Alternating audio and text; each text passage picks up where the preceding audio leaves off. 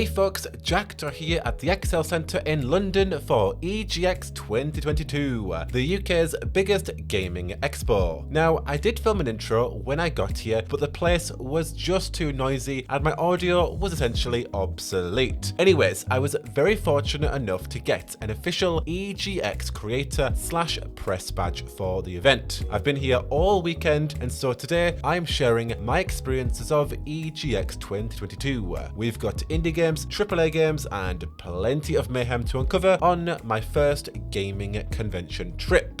Like most gaming conventions, EGX caters to many different gamers' taste, from the indie game playtests and e-gaming zones to cosplay showcases, merch stalls, and live talk shows. EGX 2022 truly had something for every different type of gamer. But of course, let's kick this off and talk about the games at the showcase first. Sony didn't turn up at EGX this year, and also Microsoft weren't really there with a huge presence, but even without their presence, there were still many games to play. The main expo games were Sonic Frontiers, Warlong Fallen Dynasty, Deceive Inc., and Call of Duty Modern Warfare 2 Beta. Among those, I played Warlong Fallen Dynasty, and it was absolutely fantastic. It's an upcoming action role-playing game developed by Team Ninja and published by Koei Tecmo, the same developers of Nioh. I really enjoyed it. The gameplay felt great, it was fast, and it reminded me of Sekiro because it was really quite challenging. So definitely keep this game on your radar if you're a fan of those sorts of games. I then checked out House Flipper 2, which had a massive booth at EGX. House Flipper is essentially a game where you buy and renovate rundown houses, fixing them up with a plethora of tools like painting, building, demolishing, that sort of thing. It's a game developed by Poland-based studio Frozen District. I had a really great time with House Flipper 2. It's a very therapeutic experience as you clean walls and then paint over them, take out the trash, install or destroy certain rooms. It's definitely one of those simulators that you could probably play and stream for ages because it's just so fun, and once you get into the nitty-gritty of it, you're hooked. Like, my 15 minutes flew by. The developers told me that the game is expected to release late next year, so definitely keep your eye on it and wishlist it on Steam. After that, I briefly checked out Goat Simulator 3, which looked amazing and incredibly fun, this time with multiplayer. And I also played Disco Elysium for the first time, which I know has been out for a while, but I haven't previously played it, and now that I have, I'm pretty eager to start a playthrough on that. I didn't realize how much of a story-driven RPG it is, so that's certainly on my radar. I will say though, I was kind of disappointed that Baldur's Gate 3 didn't make an appearance at EGX 2022. They've been at PAX West, they've been at Gamescom, and they were actually at EGX 2021. I really wanted to get my photo next to the Mind Flayer statue they've brought to each con, but they didn't make an appearance this year. It sucks, but maybe they'll be there next year. I'm sure there was a logistic reason why they couldn't make it. Notwithstanding, I did play Elden Ring on the Steam Deck, and I really enjoyed the functionality of the console. It felt perfect in my hands. I eased into the controls relatively quickly. I feel like I didn't choose the best game to play though, because I suck at Souls games and I immediately died on Elden Ring like straight away. But the Steam Deck did feel fantastic in my hands, and I'm dying to get one day for myself. Really envious of people who actually have one of these at home. In terms of the indie game scene at EGX, the highlight for me was actually playing The Siege and the Sandfox, which is a 2D stealth Metroidvania developed by Cardboard Sword, which is actually led by one of my former teachers back in college around 8 years ago. It was actually a really cool coincidence, or should I say fate, to bump into the CEO at EGX and actually try out their latest game. The Siege and the Sandfox is all encapsulated in a Perusian-inspired kingdom as you parkour your way through a land under siege. I really enjoyed what I played, and I hope that the game gets further investment. Like all games, if you are interested, I will have a link below so you can wishlist on Steam. Taking a step away from the games, walking around the showroom floor was actually just fun in itself. You would always bump into something that you could do, like this guy's sign, Dragon Age Inquisition, chicken enchiladas, and of course a Copperberg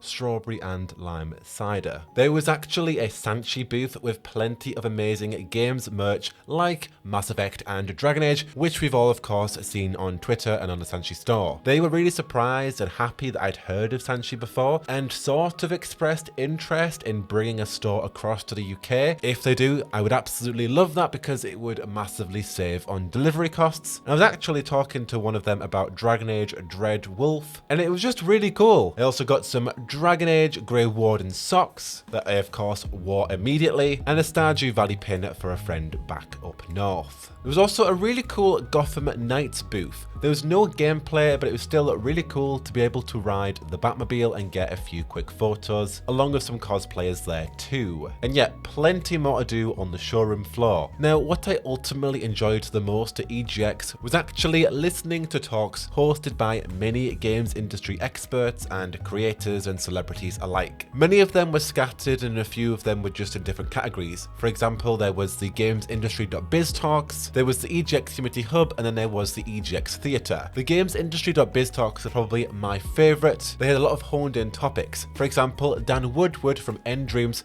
talked on why we create games, and Dan expressed how he wanted to help people, and that ultimately led him on a career path in games. And it really inspired many people like myself to think about why they want to do what they want to do. What motives do you have behind that career? Is it just because you like games? You need to think deeper than that. There needs to be a big motive behind it. And then there were Twitch and YouTube creators, Two Angry Gamers, Retro Crystal, Captain Jack, and Cat Strike, and they spoke on the EGX Theatre about how to level up your content, offering great bits of advice for creators like myself, like it's okay to take a break, and how to get into the whole TikTok and Instagram Reel universe, and even offering advice on just how to start as a creator. And then over at the EGX Community Hub, we had voice actor JD Kelly and Elise Lovelock offering so much advice on how to get into voice acting for video games. And I found this one truly insightful because I definitely would love to get into voice acting one sweet day. But even just advice like you don't need the best equipment. You should really just start recording a children's book that has free publishing rights like the Sherlock Holmes franchise and just go for it. And then even sound advice on what you should eat, what you should drink. You should stay away from drinking alcohol. You should try drinking certain teas. So many tips like that I found really helpful, even for me right now as a YouTuber. And there were many other talks that were just really inspiring for many different types of people. That's probably where I had most fun, in just getting out my notepad and listening to these celebrities, speakers, indie devs, just sharing their passions and offering tidbits and advice. Now, after hours at EGX, there is still plenty of things to do. They did a couple of movie nights, there was a concert at one point, there's a large section of the showroom that keeps open, but for me and my tastes, I actually went to see Phantom of the Opera on the Thursday night at Her Majesty's Theatre, and it was absolutely fantastic. I caught it on Broadway earlier this year, but honestly, you cannot beat West End, especially Lucy St. Louise's performance as Christine Dyer. She was absolutely fantastic. On the Friday night, I went to see Wicked for the first time, and that was absolutely fantastic. And then on the Saturday, I went to see Hamilton for the first time, and again, truly fantastic.